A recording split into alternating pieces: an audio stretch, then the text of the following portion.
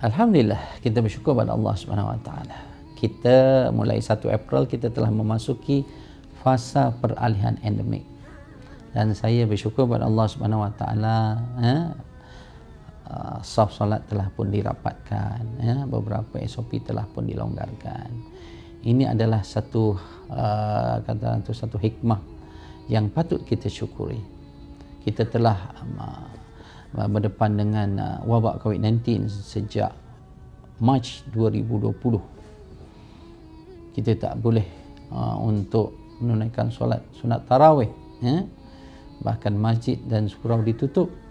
Lepas tu 2021 kita tidak boleh untuk menziarahi, dan solat sunat tarawih juga dibuat di rumah dengan keluarga. Dan pada kali ini masjid dan surau dibuka seluas-luasnya. Lepas tu saf pula dirapatkan. Pastinya setiap perkara yang berlaku ini ada pengajaran.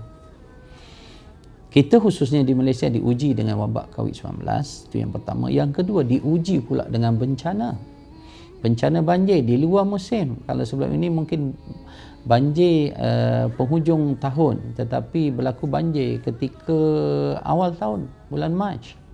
Ini satu ujian. Jadi kita perlu mengambil pengajaran ataupun ibrah daripada semua peristiwa yang berlaku, ialah kena yakin bahawa semua ketentuan itu adalah atas urusan Allah Subhanahu Wa Taala. Yang kedua, kita perlu berlapang dada ketika kita mendepani apa juga ujian ataupun bencana yang berlaku. Dan tugas kita, yang ketiga, tugas kita sebagai manusia ialah merancang sebaik mungkin apabila pihak kerajaan telah pun memberikan peluang untuk kita pergi ke masjid, kerana masjid dibuka seluas-luasnya, pergi ke bazar Ramadan untuk kita membeli makanan atau juadah yang kita suka. Lepas tu kita pula boleh membayar fitrah secara fizikal, kalau dulu secara online. Yang keempat, kemungkinan kita boleh menziarahi selepas bulan Ramadan ini. Jadi sebagai manusia biasa, kita kena merancang dengan baik, mematuhi segala SOP agar wabak COVID-19 ini tidak merebak semula. Sebab itulah kita ni sebagai perancang kena ingat ayat Allah Subhanahu Wa Taala, wa makaru wa makarallah wallahu khairul makirin. Kita ni adalah perancang, tetapi sebaik-baik perancang adalah Allah Subhanahu Wa Taala.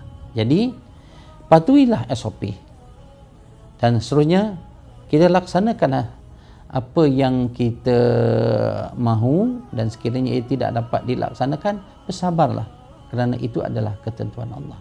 Dalam hidup kita ni ada 4 perkara akan berlaku. Pertama, kita nak, kita dapat, alhamdulillah.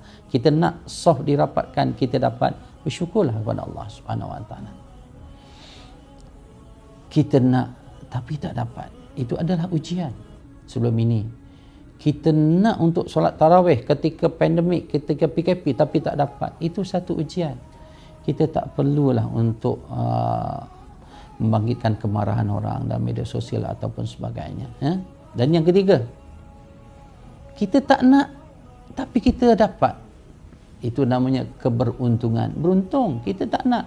Katalah sepanjang bulan puasa ni kita tak nak pun makan yang lazat-lazat, tiba-tiba sahabat saya ni jemput saya ke hotel 5 bintang contoh, dapat pula makanan yang tak pernah kita makan. Itu namanya kita tak nak tapi dapat, namanya kita cukup beruntung.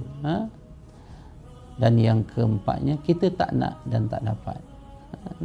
Kadang-kadang kita puasa ni, kita memang dah rancang dengan rumah, tak payahlah kita nak pergi ke bazar, kita makan kat rumah cukup, masak nasi, lepas tu kita macam biasa makan tengah di rumah kita. Dan memang kita tak dapat pun untuk makan di luar ataupun sebagainya, itu telah ditakdirkan oleh Allah Subhanahu Wa Taala. Dan kita rancang, kita gembira dengan hidup kita ini, tak ada masalah.